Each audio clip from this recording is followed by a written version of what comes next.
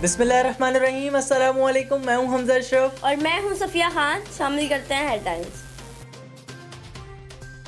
وفاقی اور صوبائی حکومتیں عملی اقدامات کی جانب آئیں، باتوں سے غریب کا پیٹ نہیں بھرے گا۔ یومیہ اجرت والے گھروں میں فاقے شروع ہو چکے۔ تحریک اہل حدیث پاکستان کے چیئرمین علامہ عبداللہ غازی کی کراچی کے ذمہ داران کے ہنگامی اجلاس میں بذریعہ ٹیلی فونک خطاب، کہا کرونا وائرس کی خطرناک اور سنگینی کا احساس ہے۔ وفاقی حکومت کے پاس بھی صوبائی حکومت کی طرح بے شمار ذرائع ہیں۔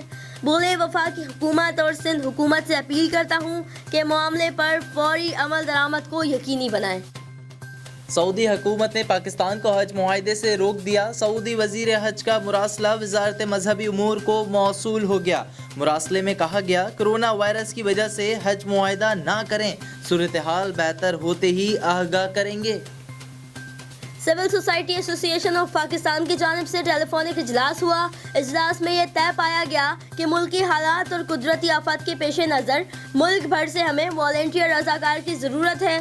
جو حضرات ہماری NGOs کا حصہ بننا چاہتے ہیں وہ اس نمبر پر رابطہ کریں 0321203824 کرونا وائرس کے مریضوں کی تعداد 1120 سے بڑھ گئی۔ سندھ میں سب سے زیادہ 421 مریض، پنجاب میں 340، بلوچستان میں 131 اور خیبر پختونخوا میں 121 مریض زیر علاج۔